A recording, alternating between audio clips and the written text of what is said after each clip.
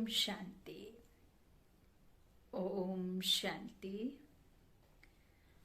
ओम शांति। जो हमारे पास है वह भी हमारा है, और जिसे हम चाहते हैं लेकिन वह हमारे पास नहीं है, वह भी चाहते हुए भी हमारे पास ना होना, वह हमारी ही हिसाब किताब है, हमारे द्वारा किए कर्मों का हिसाब किताब। हमारे पास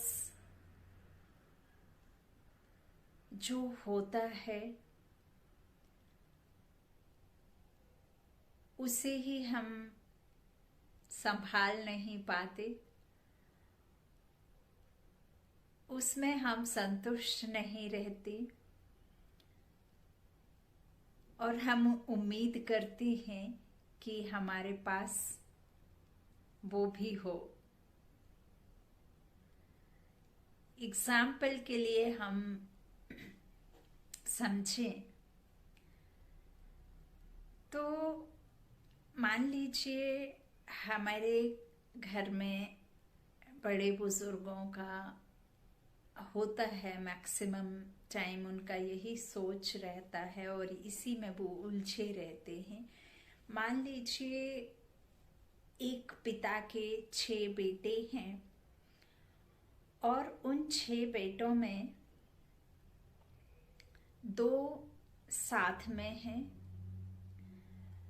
2 किन्हीं वजह से, किन्हीं कारणवश अनबन होना या आपस में कोई बात का साथ में मेल नहीं मिलना,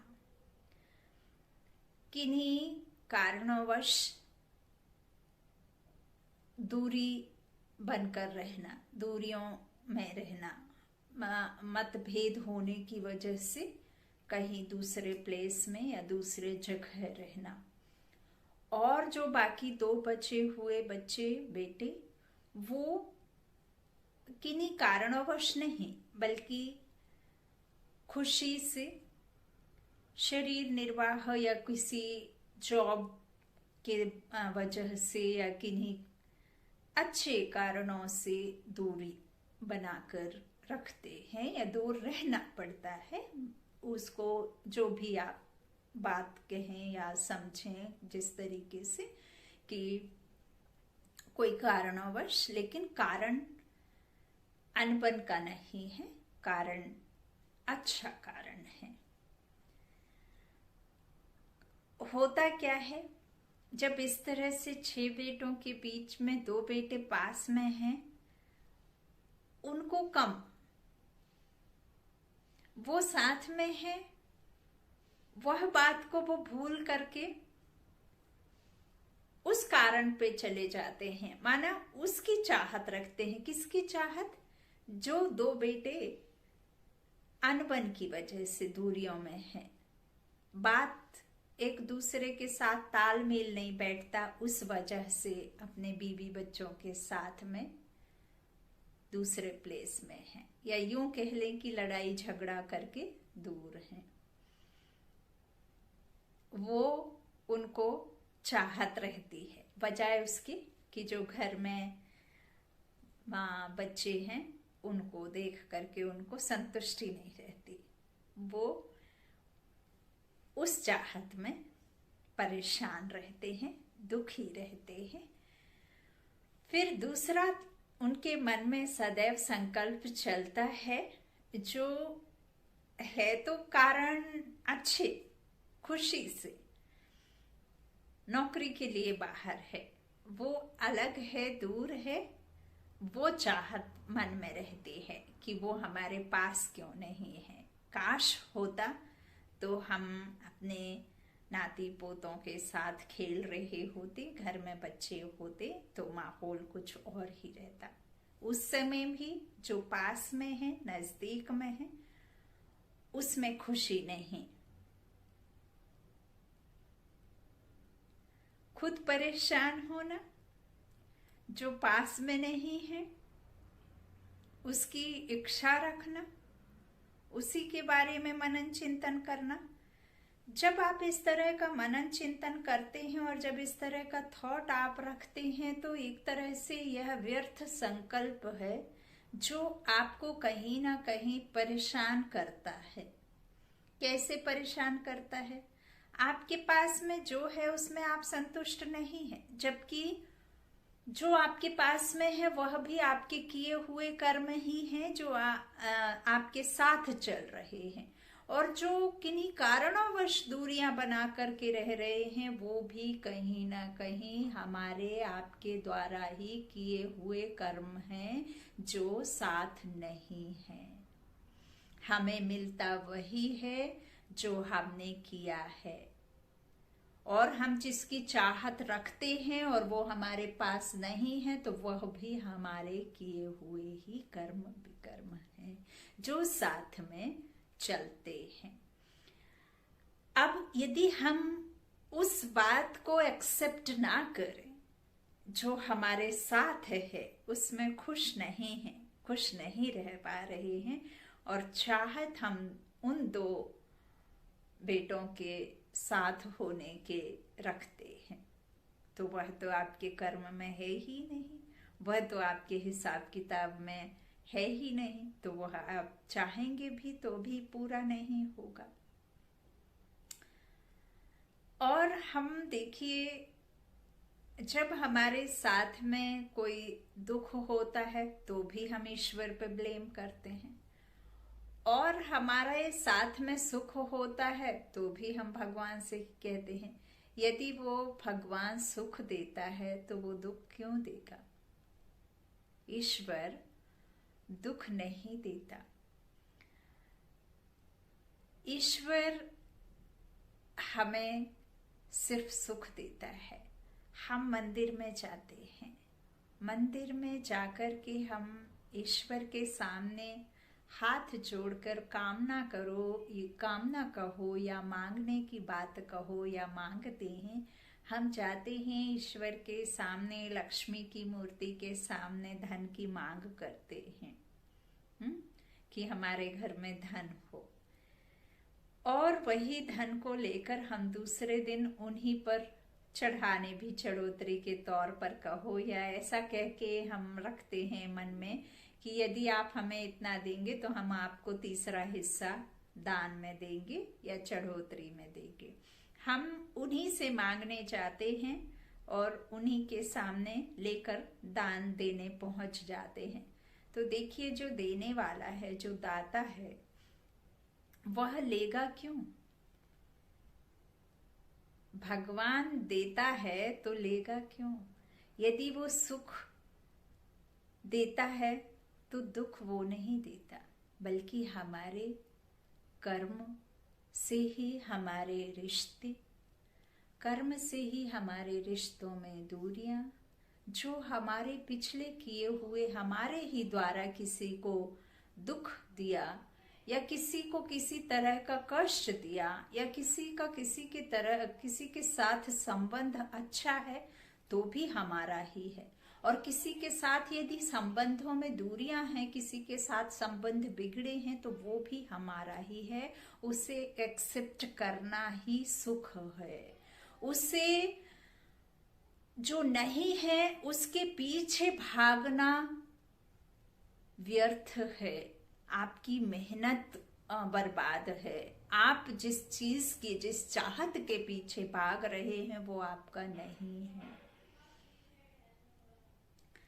यह बात हमें ईश्वर, आध्यात्म, ज्ञान से जुड़ करके, ज्ञान में आप अपने को जोड़ेंगे तो यह बात आपको सही रीति समझ में आएगी कि आपके साथ में जो है उसे आप एक्सेप्ट करते जाइए, क्योंकि यह कहीं ना कहीं आपका ही हिसाब है जो आपको चुकाना होगा।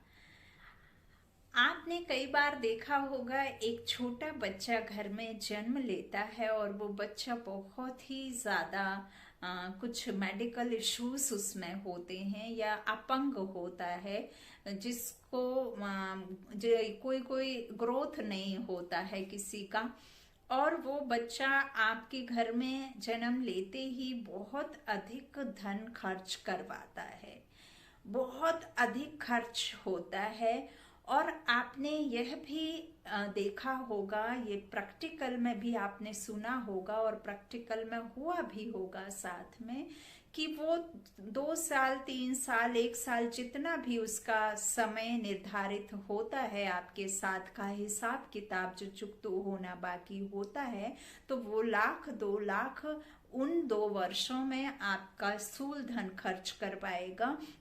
आपसे उतनी केयर भी लेगा, आपसे उतना मेहनत भी लेगा, शारीरिक क्षमता भी लेगा, मानसिक क्षमता भी लेगा, और आपका धन भी खर्च कर पाएगा, और वह शरीर को छोड़ करके, आपको छोड़ करके चला जाता है।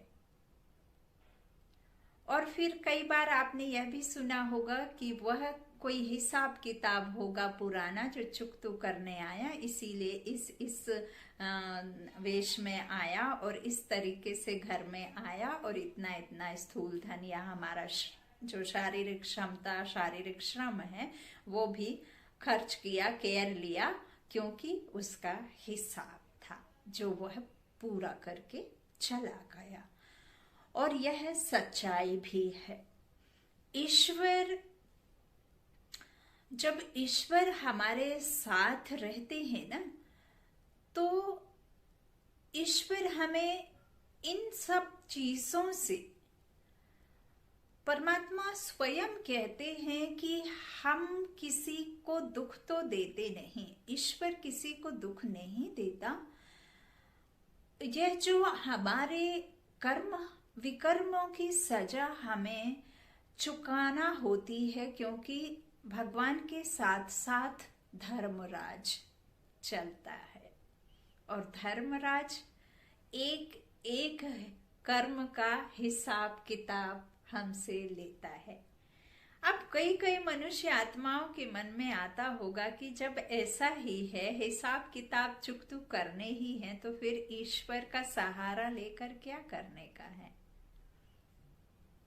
जब ईश्वर कुछ करता ही नहीं, कुछ जादू ही नहीं करता है, तो फिर ईश्वर का साथ लेकर के भी तो फायदा नहीं है। ऐसा भी प्रश्न उठता है मन में।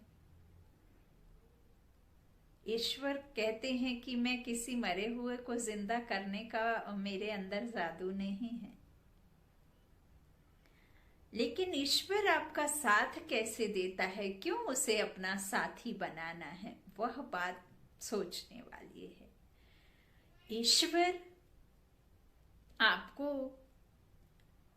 उन सब बातों का नॉलेज देता है, उन सब बातों को आपको इस रीति समझा देता है कि आपके द्वारा जो आपके किए हुए कर्मों की सजा मेरा साथ लेकर के आपको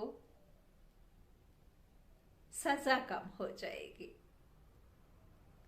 जब कोई बहुत विकट संकट हमारे जीवन में आता है, या कोई ऐसी परिस्थिति आती है, उस परिस्थिति में आपको ऐसा लगता है कि इस परिस्थिति से मैं बाहर नहीं आ पाऊंगा, उस संकट से मैं खुद को कैसे उबार पाऊंगा या पाऊंगी, कैसे इस संकट से हम इस संकट की घड़ी को कैसे हम इससे बाहर आए, कैसे कटेगा ये समय। उस समय आपको जो संकट से बाहर निकालता है, जो आपको आत्मबल देता है, जो आपको आत्मिक क्षमता आपकी बढ़ाता है, जो आपके उस कष्ट से आपको बाहर निकालता है, वही शक्ति ईश्वर की है। वही ईश्वर आपको इतना शक्तिशाली बना देता है कि आपको कितना भी विकट परिस्थिति, विकट समस्या से आप घिरे हुए हो, लेकिन आपका आत्मबल कमजोर ना होना, आपको कोई भी परिस्थिति में उस परिस्थिति के आवरण में आप को महसूस नहीं होना, आपको खुद को कमजोर नहीं फील करना, खुद आपको ऐसा लगना कि ये समस्या आई है तो जरूर चली जाएगी और इसे जाना ही है, क्योंकि आपके अंदर जो बल आता है, जो आपकी आत्मिक क्षमता होती है, वह ईश्वर ही आपको देता है। और आध्यात्म में, ज्ञान में जुड़ करके ईश्वर हमें यही सब नॉलेज देते हैं और बताते हैं कि जो आपके साथ सुख दुख चल रहे हैं, जिसे आप कभी दुख कहते हैं और कभी आप बहुत सुखी हो जाते हैं, तो वह मेरा दिया हुआ नहीं है। इस बात को समझना होगा हमें कि वह हमारे जो द्वापर से चले आ रहे 63 जन्मों का हिसाब किताब जो हमारे साथ है, वही हमारे दुख सुख का कारण है। यदि आप उस दुख में दुखी होकर के सर पर हाथ रखकर ईश्वर को कोसने मात्र से यदि वो कष्ट दूर हो, तो आप ऐसा भी करके देख सकते हैं। यदि आपको कोई कष्ट है, आप जिसे कष्ट कह रहे हैं, जिसे आप ऐसा महसूस कर रहे हैं कि हमारे 2 बच्चे हमारे साथ नहीं हैं, किसी झगड़े का कारण बन करके वो दूरियां बना करके नहीं रह रहे हैं, या किसी अनबन के कारण आपके साथ नहीं रह पा रहे हैं, तो हम सबसे पहले तो ईश्वर को ही दोष देना शुरू कर देते हैं और फिर उस निमित्त को कोसना शुरू कर देते हैं जो सामने रहता है ना। मतलब कहना चाहिए उदाहरण के लिए कि उसी बच्चे को हम दोष देना शुरू कर देते हैं जो बच्चा हमसे दूरियां बना करके रखता है, या जिसका परिवार हमारे साथ नहीं रहता है, तो हम उसको ही दोषी बना देते हैं, जबकि दोष उसका नहीं है।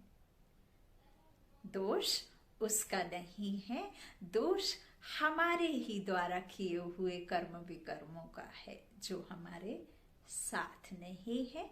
इन बातों को यदि हम एक्सेप्ट करते जाएंगे कि जो हमारे साथ हो रहा है और जो हमारे साथ चाहत रख करके भी नहीं है, वह हमारा ही है, जो हमें नहीं मिला है और जो हमें मिला है वो हमारा ही है, तो बस उसे आप एक्सेप्ट करते चलिए, तभी आप खुश रहेंगे। और यदि आप इस तरह से जो नहीं है उसको चाहेंगे और जो है उसकी संभाल नहीं कर पाएंगे, उसमें संतुष्ट नहीं रहेंगे, उसमें खुश नहीं रहेंगे, तो फिर आपको खुश कोई कर ही नहीं सकता, क्योंकि खुशियां कहीं ना कहीं हमारे ही साथ हैं, हमारे ही पास हैं, हमारे ही अंदर हैं।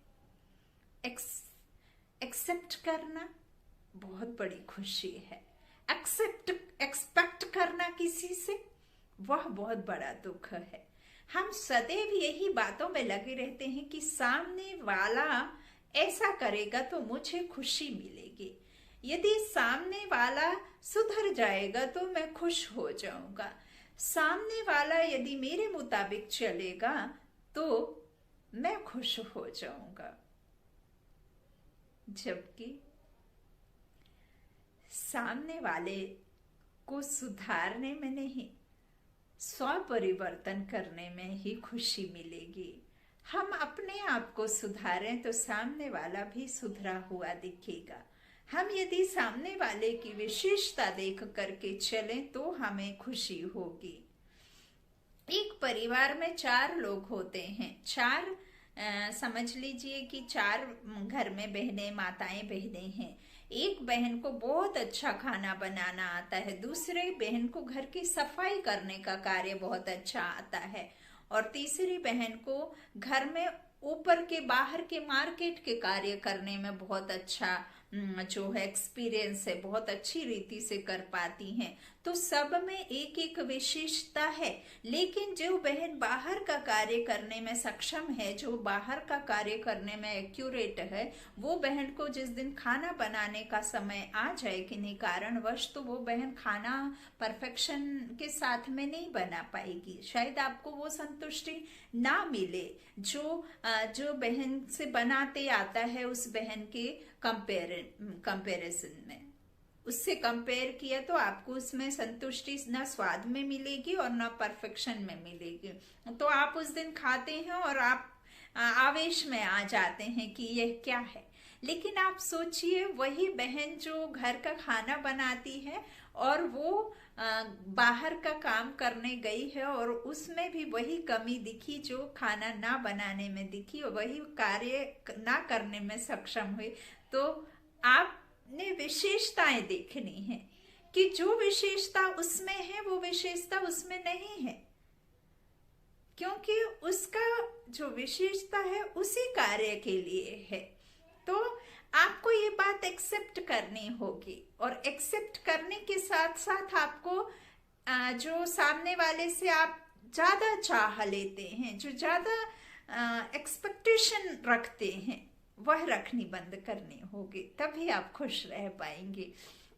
हमारे अंदर सर्वगुण नहीं, हो सकता है हमारे भी अंदर कोई ना कोई ऐसी कमी हो जो आपको ऐसा लगता हो कि मैं परिपूर्ण हूँ, संपूर्ण हूँ, लेकिन वही एक संपूर्णता जो आपको संपूर्ण दिख रही है वही सामने वाले को हो सकता है कि अच्छी ना लगे, पसंद ना आए, कुछ भी हो सकता है। क्योंकि इस संसार में हर एक अलग अलग स्वाद का है, अलग अलग विचारों का है, अलग अलग ड्रामा में है, अलग अलग तरीके से उनका जीने का तरीका है। लेकिन ऐसा नहीं है, कोई तीखा खाने वाला है तो कोई मीठा खाने वाला है, तो किसी को मिक्स पसंद होता है। अब जरूरी तो नहीं है कि आपके घर में कोई तीखा खाने वाला आया और आपने उसे मीठा दे दिया और वो उसे पसंद नहीं आया, लेकिन कोई मीठा खाने वाला भी तो होगा जो आपके साथ में शामिल हो जाएगा। आप उसको संतुष्ट तो नहीं कर सकते हैं जो जिसे नमकीन पसंद है और आपने मीठा बनाया है, और जिसे तीखा पसंद है आपने मीठा बनाया है, उसे आप संतुष्ट तो नहीं कर सकते हैं।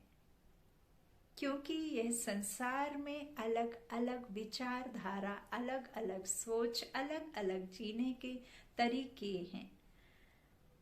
लेकिन ऐसा नहीं है कि आपके साथ और आपके विचार और आपके विशेषता देखने वाला ना हो। आप यदि कोई बात से लेकर परेशान होते हैं तो उस परेशानी का हल भी आपके पास ही है, आपके पास ही होता है, लेकिन हम उसे सदैव दूसरों में ही ढूंढते हैं, दूसरों में ही कमियां देखते हैं और दूसरों के ही अंदर परिवर्तन लाने की कोशिश करते हैं। घर में जब हम भक्ति काल में भक्ति करते तो आपने देखा होगा उस समय जब हम पूजा पाठ के लिए, कोई हमारे घर में बड़े बुजुर्ग पूजा पाठ करते हैं तो अक्सर देखा होगा कि उनके बीच में यदि कोई आकर के ऐसा विघ्न डालता है, कोई आवाज करता है, कोई साउंड करता है, कोई बच्चे आकर के आसपास खेलने लग जाते हैं तो उनको इरिटेशन आता है, क्रोध में आ जाते हैं, गुस्सा हो जाते हैं कि शांति बना करके रहो, मैं पूजा कर रहा हूँ या कर रही हूँ या इस तरह से कुछ, तो वो गुस्सा हो जाते हैं। अब यहाँ जब हम ज्ञान में आए हैं, यदि वही उसी हिसाब से परमात्मा का कहना है कि आपको मोह नहीं रखना है, परमात्मा कहते मोह नहीं रखना है, तो आपको मोह नहीं रखना है, आपको जो नष्टो मोहा बनना है और सिर्फ परमात्मा की याद में रहना है। तो फिर कई कई ऐसा भी समझ लेते हैं, गुस्सा और अधिक आने लग जाता है। क्यों? क्योंकि मान लीजिए हम परमात्मा की याद में बैठे हैं, परमात्मा ने कहा है कि सिर्फ मुझे याद करो और किसी को याद मत करो, सबको भूल जाओ, रिश्ते नातों को भी याद मत करो, कुछ कोई मनुष्यों के उनको संबंधों को याद मत करो। और आप मान लीजिए परमात्मा की याद में योग लगा करके बैठे हैं और साइड में कोई आ जाएगा तो आप क्रोध में आ जाएंगे कि ईश्वर कहते हैं कि मुझे याद करो और ये तो आकर के मुझे डिस्टर्ब कर रहे हैं। जबकि परमात्मा का कहना है कि आप और अधिक प्रेम से भरपूर हो जाएं, आप और अधिक प्रेम से भरपूर होकर सभी को प्रेम से अपनी जो वृत्ति मनोवृत्ति मनसा से सामने वाली आत्मा को भी प्रेम से भरपूर करें, उसको भी शांति के वाइब्रेशंस दें। मेरी याद करना माना उस भीड़ में रहते हुए जैसे एक आशिक माशूक को याद करता है, जैसे ही रांझा की बातें सुनी होंगी, उसी तरह से आपको उस ईश्वर को चारों तरफ के इतने नॉइसी पॉल्यूशन में, इतनी आवाज वाले में भी, इतने घर गृहस्थ में रह करके भी, इतने सारे परेशानियों भरे मन को लेकर के भी, इस व्यर्थ के संकल्पों को खत्म करके उस डिस्टर्ब करने वाली आत्मा को भी वही वाइब्रेशंस देने हैं जो परम पिता परमात्मा, शांति का सागर, प्रेम का सागर, आनंद दाता, करुणा दया प्यार का सागर जो पिता है, वह आप समान बनाने की बात करते हैं। माना उस आत्मा को भी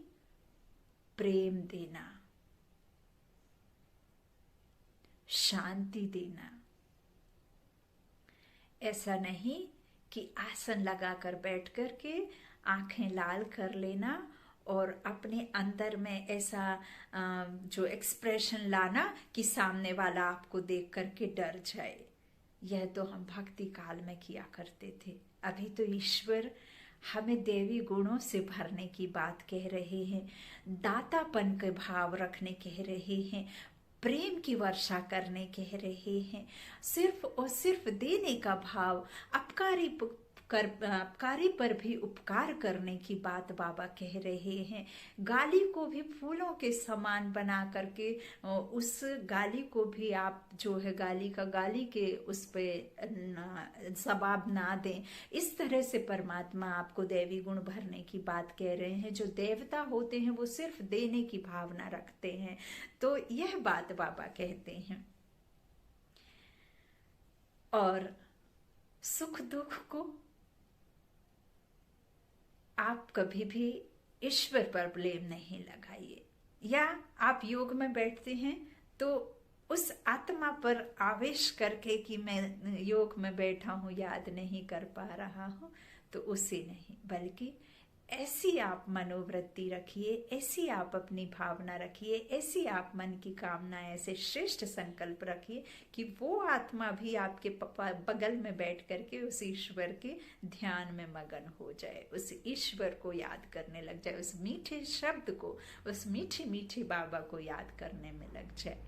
यह आपकी कामना और यह शुभ भावना, शुभ संकल्प ऐसे चेंजेस, ऐसे परिवर्तन लाती है। और वह कब संभव है? जब आप किसी दूसरे के ऊपर ब्लेम करना छोड़ देंगे, कि किसी दूसरे को जो है आप बदलने की चाहत खत्म कर देंगे। स्व परिवर्तन में ही विश्व परिवर्तन है और दूसरों का परिवर्तन है। ओम शांति, ओम शांति, ओम शांति।